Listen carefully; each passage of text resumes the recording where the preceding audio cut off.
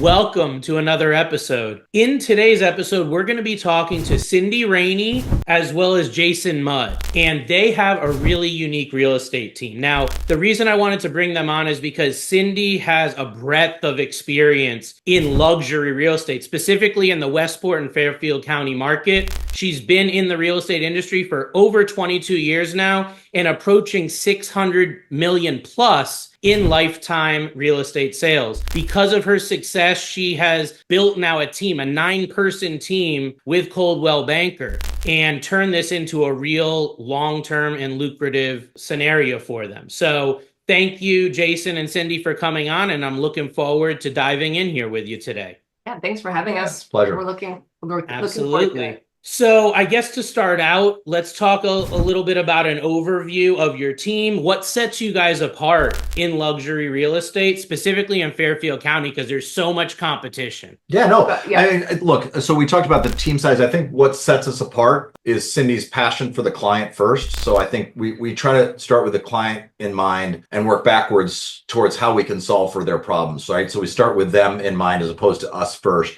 And Cindy really approaches this in our business philosophy is approach this as an advisory business first, right? Our job in our role is to give clients the information, whether it's market data, trends, anything that we see going on in the market, so that they can make educated decisions. Our job is not to tell them to buy or sell a home or make an investment in a property. Our job is to give them the information to make smart decisions. And that's how we approach everything. It's not transactional in nature, it's advisory in nature. Okay. So do you think the success you guys have had, specifically the volume of sales, 600 million plus it's a huge accomplishment for any industry, especially in the market that you're in. So with that said, do you feel that the education component is the key to your success, or what do you really think is that pinnacle point that makes you set out? Because I think a lot of agents say, hey, I'm a teacher, I'm going to give you knowledge and education, but you guys are doing something a little different. I think a lot of our success comes from repeat clients and our referrals from our existing client base.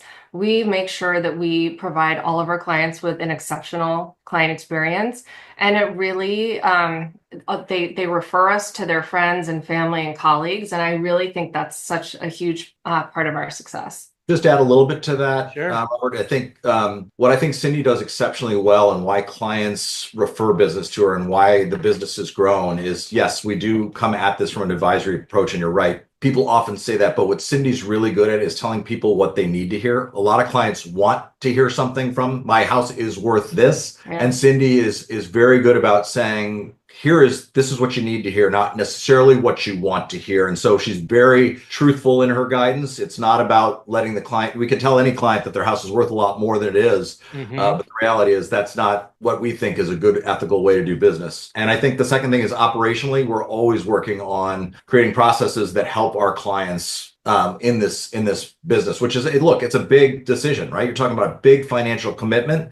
So we take this very, very seriously. We take our job as advisors to the nth level because it's such an important transaction for somebody. I think Fairfield County is a really unique market, okay? When you look at the state of Connecticut, I always kind of look at it as Fairfield County and everybody else, and I think it's when you're dealing in the Fairfield County market, you're dealing with a higher caliber clientele. Let's be just straightforward on that. The same person that's buying a $300,000 starter home in Hartford or Waterbury or one of the suburbs is a completely different consumer and has a different decision-making process, right? Than the buyer who's purchasing a $2 million, $3 million property in Greenwich, Westport, Fairfield, Southport, etc., right? So how have you guys adapted the strategies? You talked about education and telling people what they need to hear, but if you can go a little bit further on that to talk about how you adapt the strategies specifically for the type of high demand clients that are buying property and selling property in the markets that you're in. They're difficult. A lot of these clients are difficult, right? When you receive and have the level of success that it takes to be buying these type of properties, maybe I'll use the word entitled, right? Maybe there's a little bit of that. How do you deal with that? How do you really adapt your style, your approach to take on that type of client? Because I think that's different from like a lot of clients that I deal with. Again, first time, second time buyers at much lower price points. Can you speak to that at all? So I'll take a crack at it and then let Cindy weigh in. I think, again, going back to where we started, which is it's a client-centric approach. So yes, we hear you that some of these clients come to us with maybe a different perspective because it's such a significant investment. But taking the client-first approach allows us to take our ego out of it, right? So the idea is this is an important investment for somebody. So we start there, right? And our job is then from there, whether it's somebody selling a luxury property, somebody buying, there's the approach is how do we give you honest feedback, honest opinion on what's going on in the market? And again, it's how do we take the data that we're constantly studying? So Cindy has a deep understanding of what's going on at the grassroots level. She's in the field every day talking to people. I have the luxury of getting to sit back in the office and analyzing data, analyzing interest rate shifts and market trends, and I can then share that perspective. So I think that's one of the things that when we talk to high net worth clients or people in the luxury space, we really can come at it from a couple of different directions with them. These are people who are in most cases very educated, very, very savvy consumers, right? They want to know what we think of if they buy in this specific geography. What will that investment mean in 5 to 10 years, right? We don't have the crystal ball, but we are educated to give them our advice in that perspective. So yeah, and I would say that I don't think that these people are all so different, except that we may end up working with their advisors and working collaboratively as a team. The same person buying a $2 million house needs the same education about a transaction, mortgage advice, how to protect them in a purchase than someone buying a $300,000, condo. So the process really doesn't change. We still educate our clients in the same way to make sure they really understand every part of the transaction as it's occurring and making sure that they feel well taken care of. And you mentioned collaboration and the team approach. And that's something that I've talked a lot about is building a personal wealth team, right? And it sounds like, which is what we preach, the higher net worth you get, the more success you have, the more need you have for a team collaboration when it comes to real estate, finance, legal, right? Really, really important. And it sounds like that's what you're seeing, right? Higher net worth, higher income, more advisory, right? I mean, I agree with that approach 100%. What percentage would you say specifically your buyers, they come to you, they're pre-approved, they're ready to go. What percentage have that team where it's like, hey, I'm not doing this on my own. I've got my money manager, my financial advisor, maybe it's an estate attorney, just other people on the team that need to be involved? Is that like 80% plus, or is it a minority? What would you say? No, it's the majority of our clients would come to us and they've already have a money manager. They've got an attorney that they've worked with for estate planning needs. When we meet with them, the things that they would need from us would be perhaps a real estate attorney who's local, because it's really important to have local. We make recommendations for that. We make recommendations for inspectors, as well as mortgage brokers and things like that. But they do come to us usually with a full team of, we talk to their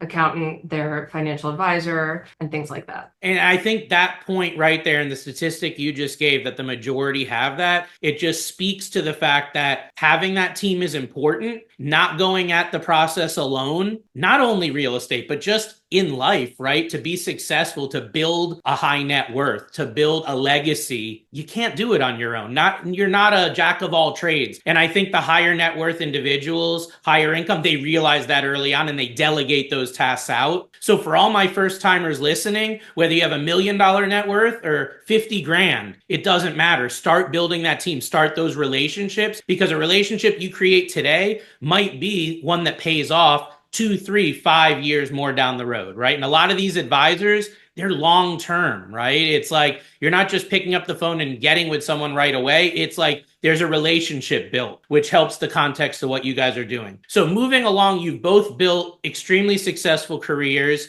Cindy in real estate specifically. And Jason, I know you also had a different professional background before you came. Can you talk a little bit about how your different backgrounds like complement each other when it comes to the real estate market and specifically running this team that you guys have put together?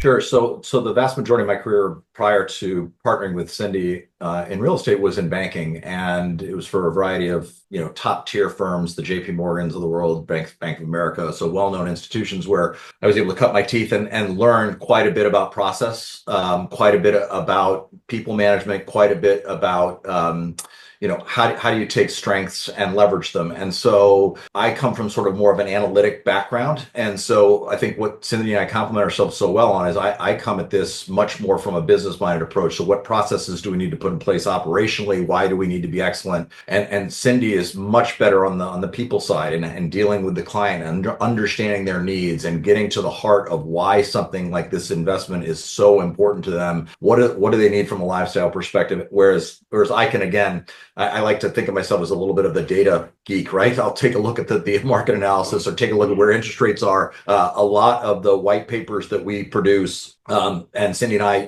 we both work on them together, but a lot of it is me thinking about kind of where the business is going. So I have the luxury of being able to sit back and take a look at trends and analyze them and hopefully give our clients a peek under the tent of what we see coming, why we see trends happening, what's impacting the business, especially on the high net worth side. A lot of folks want to understand that stuff in a very deep way. And so Cindy and I get the chance to talk about a lot of that back and forth. And because Cindy has also spent some time in a previous life in finance, she understands a lot of where I'm coming from. She's just so busy with clients that I get to take the other side of the equation. Well, it's really nice that we have this because many real estate teams and just realtors in general, we're so busy, we're running around all the time that very few teams have sort of an in-house research part of their team, which is really, really helpful for us. Yeah. So on that vein of operations, one big question that I would have for you on that would be, what's like a big challenge that you've seen with the operations of the real estate company, and how have you overcome that challenge given your background? Yeah, it's a great question. So I think the biggest operational challenge for us was scaling the business as fast as it has while still maintaining that high touch client service, right? It's one thing, the business has grown from 20 million in 2020 to over 100 million here in just 4 years. And so,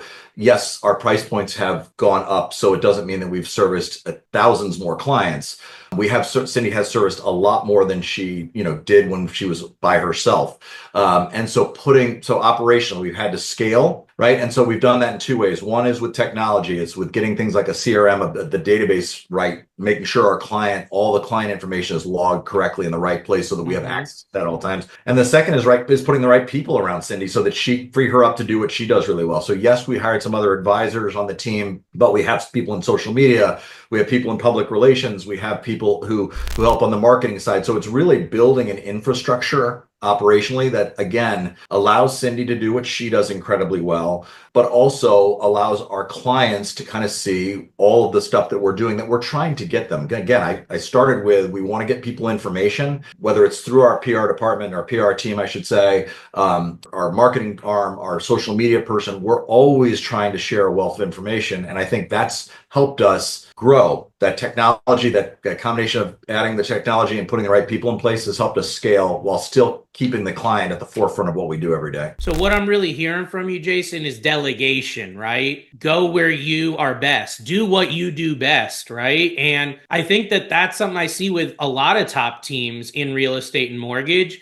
is the delegation piece. Because once you get to a certain level in this business, you're at a glass ceiling. You really are. And as a single loan officer, single realtor, you can only do so much, right? There's only 24 hours in a day. But when you start delegating, that's where you can scale, like you're saying. And that's what I think you've said attributed to a lot of this success is taking a lot off your plate, Cindy, letting you do what you do best, which is advise clients and sell. That's it. Everything else should be outsourced or brought to a third party or brought to just somebody else on the team that's going to do that. And it sounds like you've done that incredibly well. versus a lot of other teams that I've seen. So kudos for that. Now, Cindy, a question I have directly for you is you've seen a lot of success. You're in a top luxury market in the country, but yet you're still going, right? You're still moving forward. You're still building. What drives you now? Like what makes you get up every day to say, hey, I want to do this again? Because I know when you get to a certain level in this business, it's not about the money anymore, right? We can pay our bills every month. It's about something else. What's your why right now?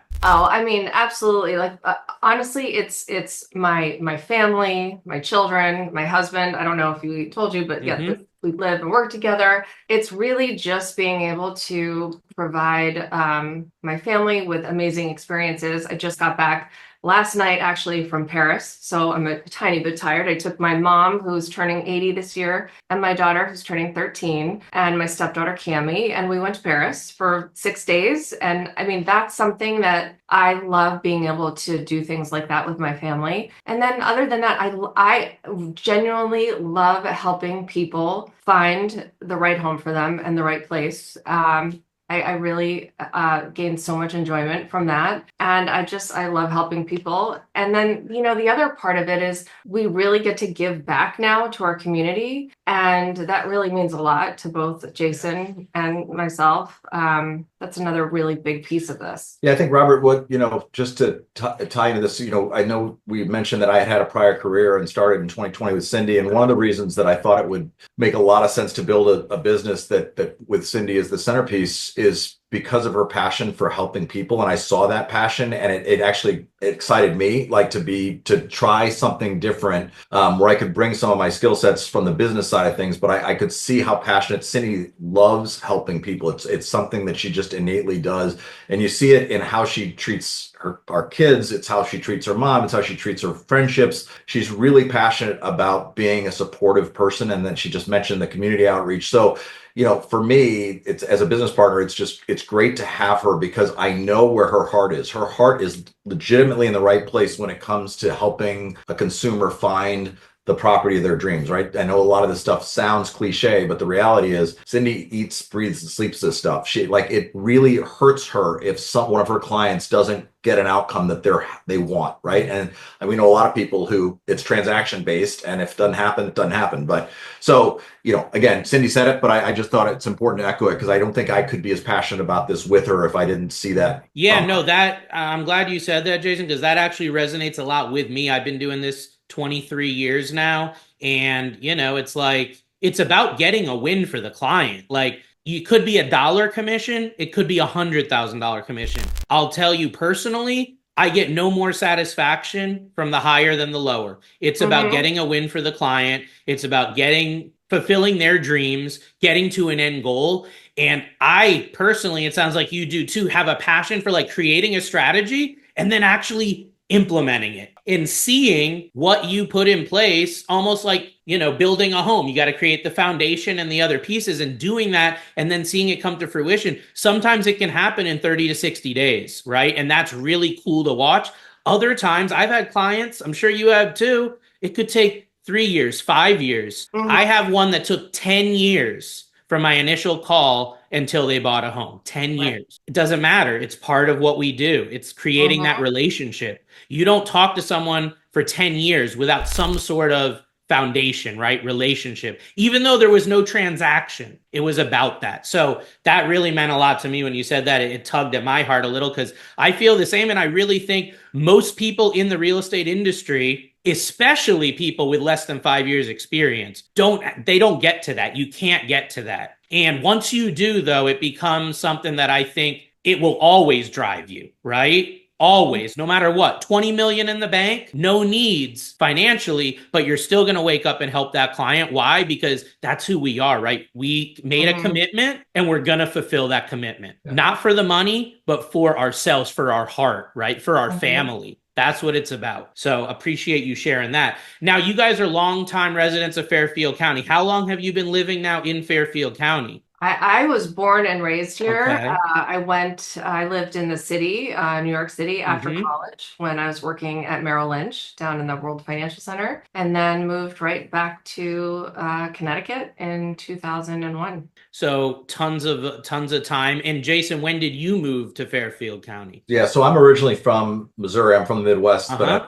I've lived in a number of different places, but moved to Connecticut in 1998 and had a brief detour back to Washington, D.C. for about 5 years in the mid 2000 period. And so I've been back to this area since 2009 again. So I've really, since 1998, I've been here other than. Significant, yeah, significant experience in the area. And I think that's really important. You live where you work, right? You Mhm. know the area. I see a lot of agents that will live in Fairfield County, but they're selling properties over by the casino, right? Like other side of the state. Or they live over in Groton and they're trying to sell a house in Greenwich. And it's like, wait a second, this Really does hard to not do. align, right? Right. Problems occur. So with that said, how would you say your intimate knowledge of the area, all the decades that you guys have spent there, have given you a competitive advantage? And the second piece is, how do you keep up on the trends that are constantly changing? You were talking about interest rates. The volatility over the last 30, 60 days has been unprecedented. So, like, how do you guys keep up with all that? What tools, resources, or other things do you use? And how does that intimate knowledge of the market help you guys to advise clients? Yeah, I mean, I can't tell you how important it is to live and intimately know the communities that you're helping people buy or sell homes in. And, especially now, our market is so hyper local that even in one town, the market is very different from, up to $1 million price point, and then, all the different segments, Mm-hmm. every bit of the market very different. So we have to be extremely tuned in to the segments of the market to give people great advice. I think having that intimate knowledge, like you really to be able to help people find the right neighborhood or to let them know that selling their house on one side of town is going to get a different result than on the other side of town. Yeah, and Yeah, then from the trends definitely. perspective, I think, you asked Robert, I think, I get the opportunity to spend a lot of time reading and speaking with other, Cindy's got an unbelievably strong network nationally with some of the other Mm-hmm. top agents, not just within the Coldwell Banker network, but because of her standing in the community in other firms. And we're always sharing ideas, understanding kind of what's going on nationally, because while it's super important to know the local trends, it would be a disservice to our clients if we didn't understand what's happening nationally, and then how does that eventually tie into what's happening at the local level. So we do spend a lot of our time, I especially do, reading, trying to understand, talking to other top teams across the country, understand some of the challenges they face, so that we can then in turn share that with our clients to give them hopefully the best experience that we can possibly give them. Yeah, no, that's great. I love the collaboration approach with other agents, especially in other areas, because what I've found is that Connecticut it's disconnected from other parts of the country, right? So what I saw was in like the housing crash, Connecticut had crashed, other areas were doing okay. And then I see, now other areas are not doing that well. And Connecticut's a shining star. I'm seeing reports where Connecticut's in the top three for highest growth, depending on the areas. A lot of people moving here. I get a lot of calls from people from Google because when they Google top mortgage lender in Connecticut, I'm in the top couple. So I get people calling saying, hey, I'm moving there. And I've seen an uptick in relocations to Connecticut from other areas recently, especially. So that's great. And one of the things that I've taken away, it sounds like you have too, from other areas is like, what strategies are they using, for example, in Los Angeles that is working there that I can now adapt to the local market? And you guys are in a great luxury market, and there's other luxury markets, right? Beverly Hills. I'm sure you know top agents over there. They might be doing something that's working well, that's innovative in that market. You can be the pioneer bringing that to Connecticut. One of the things that I did was I got told by colleagues over on the West Coast that in a competitive market, they were calling the listing agent on every offer their buyer put in. So if their buyer put an offer in, they weren't even wasting time. They were immediately reaching out to that listing agent with a lot of information to vouch for that pre-approval. And this is years ago. This is like 2018, 2019. But what I found was when the market heated up, when it got really crazy, 2020, 2021, I immediately pivoted and adapted that approach. Nobody was doing it here. I did it because they did it and it worked. And what it allowed my clients to do was put their offer at the top of the stack for no other reason but I like this lender. He has great reviews and this client is well vetted. Maybe they're not the highest price, but it's a strong offer with that, that collaboration, right? To know what's going on versus a high offer, but no call, no email, a no name loan officer. You don't know the company or it's some out of Detroit or out of California. And it's like, it's not an advantage. So I wanted to spend a minute talking about that collaboration because I think with Coldwell Banker, with the team that you've built, to have those resources, somebody just running their own real estate team, without that network, they don't have that ability, right? It's more of a cold call when you're talking to an agent out somewhere else versus, hey, we're both with Coldwell Banker. I'm sure you go to the events. There's a lot of collaboration at those events I've found too. So I think that that's a big competitive advantage as well for you guys. So client service, as we're wrapping up here, I want to talk about client service. It's so important. You guys said it. Something I pride myself on is having the best customer service, not just good, not just great, the best. And if it's not the best you've ever had, then I didn't do my job. Okay. That's how I want every review to read. And that's why, we have the ratings we do. So with that said, what do you guys do to give that super high level of service? I assume dealing with high net worth clients like this, they require like high touch, right? They send you an email. They don't want to wait 2 days for a response. How do you guys create a high level of service? What are your little bells and whistles that differentiate you on that level to help serve your clients? Yeah, I mean, we are always available for our clients. We respond immediately to their concerns, questions. If someone sends me a text and I've got their listing or I'm helping them as a buyer, they're going to get an immediate response. So that's one thing. I can't even imagine not responding to someone immediately when it comes to communication. And we have a concierge level of service. So whatever it is that our clients need throughout a sale or a purchase, I mean, we will help them. For instance, we have a listing on Sasko Hill Road, and we asked our client to actually move out his belongings, and we were staging the house.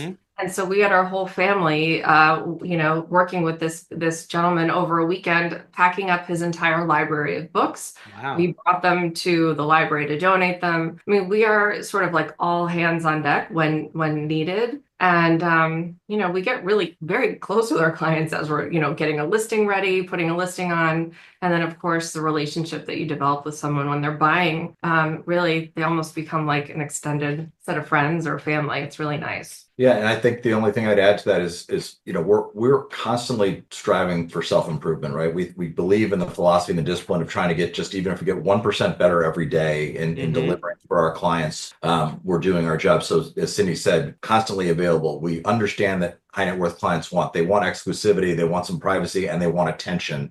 So how are we providing that to them? As Cindy said, it's not just being available 24/7. It's really getting to understand why they're selling a property or what it is that they want to buy about a property. Cindy spends a lot of her time when we're selling luxury properties, getting to know the ins and outs of the house, what appealed to the client when we sell that property, what are the memories that were created in that home that we can then share, that they will allow us to share. So that when she presents the home, it's presented in its very best light, right? It's not just about square footage and bedrooms and bathrooms and yes, high-end cabinetry and custom, story. It's the story behind the home, right? And so I think that high touch that Cindy provides people at the highest level, they feel it. They know that she's invested in them, and that's what they want. And obviously, Cindy's incredibly discretionary is of the highest order, but there is also a personal relationship that we develop with many, if not, I can't say every client, but with the vast majority, because they know how invested we are in our process of helping them. And again, that goes back to what we said: the client comes first. How do we make their experience exceptional? Yeah. That's what we believe. Whatever they need,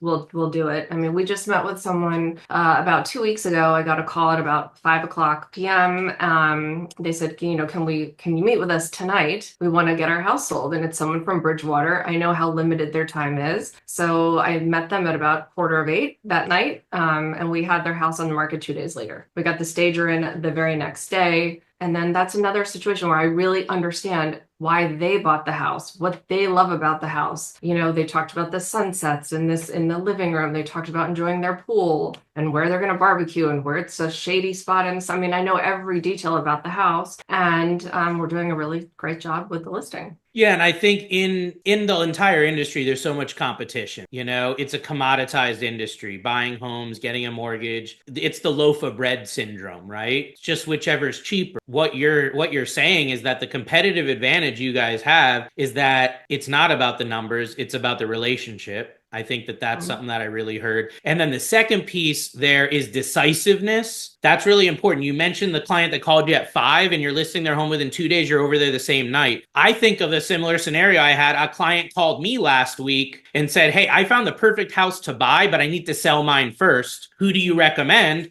I referred them to one of my top agent partners. He was at their home the next day doing exactly what you said, and the home's on the market. And they're already under contract on their next one. That all got put together in just a couple of days over a weekend, believe it or not. So it's like, if you have that decisiveness, what I've found is that differentiates the super high performing top real estate pros from great realtors. Really great realtors. Having the forethought, understanding the process, knowing what needs to be done when can make the difference between failure and success in this industry. So I see the competitive nature of where you guys are different than all the competition out there. So for the final question, what I wanted to talk to you guys about was trends. You know, you talked a lot about research, Jason. You do a lot of reading. There's been a lot of changes recently. And as we're recording this, we have the election just about to happen. And I think anyone that says it'll have no effect on the market, they're not in the market, because what buyer have you talked to or seller that hasn't brought the election up in some conversation, right? So I think education on that part is big. But what do you guys see as the trends?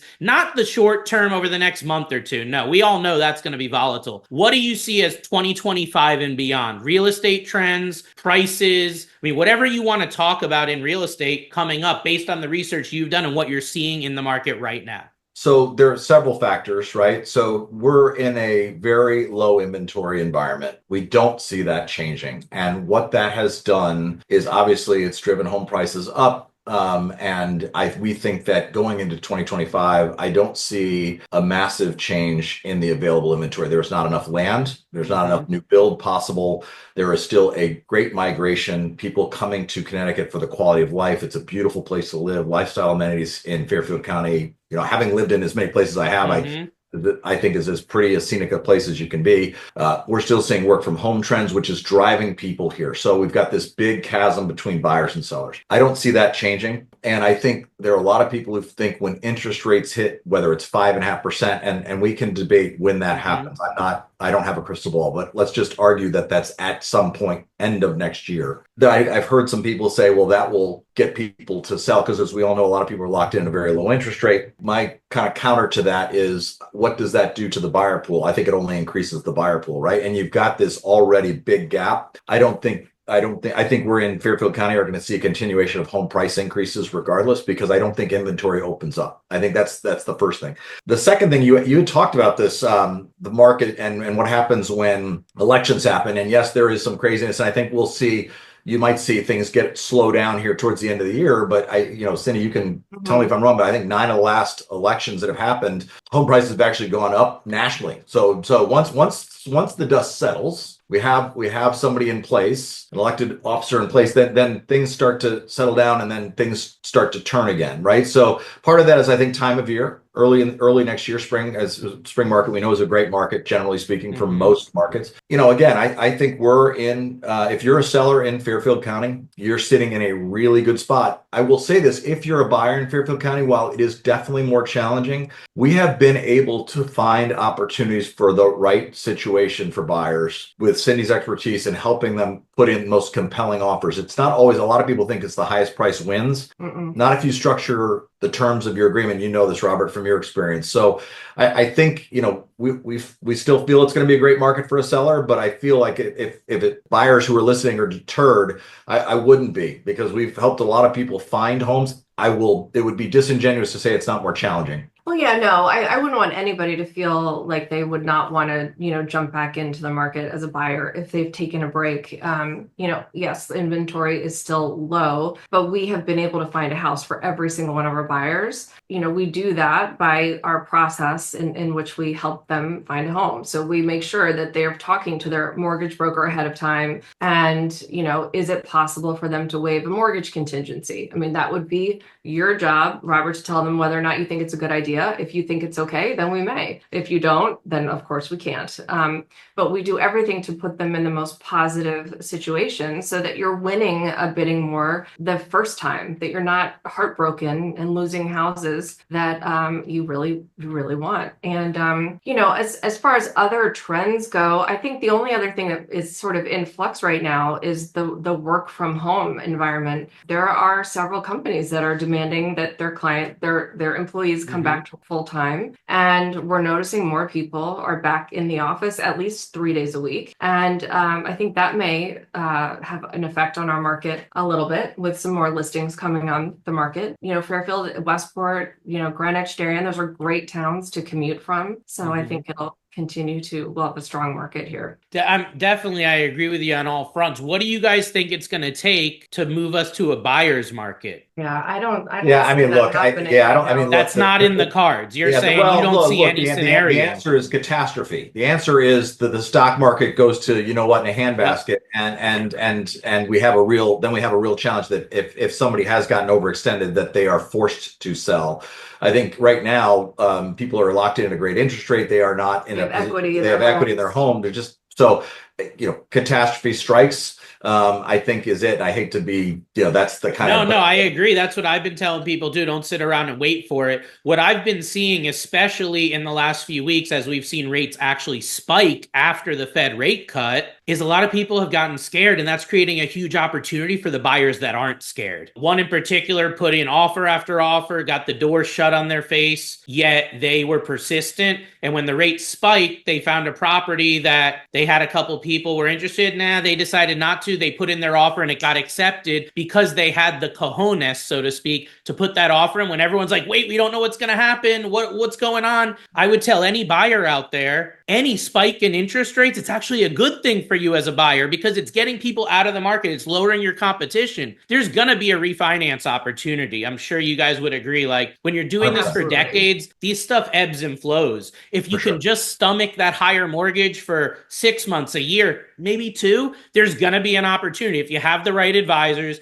if you have the right people looking out for you, right? Doing those ongoing reviews. We talked about collaboration. We talked about the wealth team. High net worth people may have someone saying, hey, the rates are lower, go refi. But maybe not everyone has that, right? That's why having the team to help is so important. Do you agree with that? Our whole stance over the last 2 years has been to buy the home and then refinance when you have the opportunity. So we spent all of 2 or 3 weeks ago contacting every one of our clients that bought in the higher interest rate climate, and a lot of them have refinanced and they're saving a ton of money. I agree, and some of those opportunities are very short flighted. Everyone thought the rates were going to keep dropping. They didn't. People that got greedy that were like, oh, I'm waiting for that 4.9. Well, they didn't lock in the 5.3. And now they're sitting with the same mortgage. So you got to be positioned and have your advisory in place. With my clients, we have something called a strike rate. We figure out what's the rate that's going to allow you to refinance and save money. And when we hit that strike rate, we know we can lock in and move forward. So it's a great strategy to use with anyone buying right now. Can you guys give, for everyone that's listening and wants to reach out, they've heard you speak, they want to work with you, either buying a home, selling a home, or just getting some advice, maybe a little bit out. Can you tell everyone how they can get in contact with you, reach you, and collaborate with you? Yeah, I mean, our website is always a great place to start. You can read about us and get to know us a little better there. It's cindyraney.com. So it's CindyRaney.com. And of course, Instagram, we are Cindy Raney and team. You know, you can always certainly just reach out by phone, text. We would love to chat with anybody. You know, part of what we do as an advisory based service, like we are helping people even if they're not in the market, buy or sell right now. You know, I had somebody reach out to me about a month ago saying, I do want to know what my house is worth, but I have no desire to sell it in the next 2 to 3 years. You know, will you still come out and tell me what my house is worth? And absolutely, I would love to do that. We also love to be involved if someone's doing a kitchen renovation or thinking about doing some big change in their house. Like, let us give you advice on it.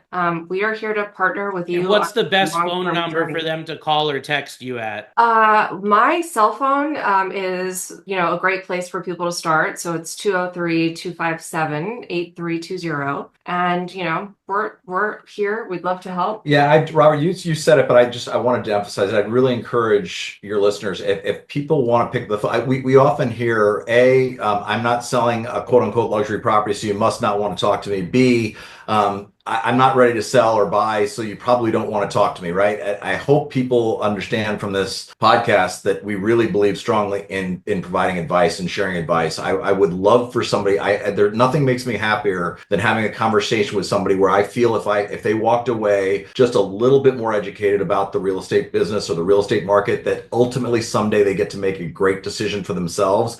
I've done my job. Whether they use Cindy Raney and team or not that's not why we're in this business. We're in this business to educate, and hopefully people feel that from this discussion with you, because it means a lot to us to do it. So I hope people pick up the phone and call us. Definitely. Well, I appreciate both of your time today. I know your time is valuable, and taking time away from your business to spend with us here, it means a lot. So from all of our listeners and myself, thank you guys so much for your time. And to everyone listening, reach out, you know, questions, concerns about the market. Obviously, these are professionals, experienced, even just to see if there's a fit. I would encourage you guys to get in contact. So thank you again. And to all of our listeners, appreciate you taking the time out to listen, and we'll see you on the next episode. Take care. Thank you.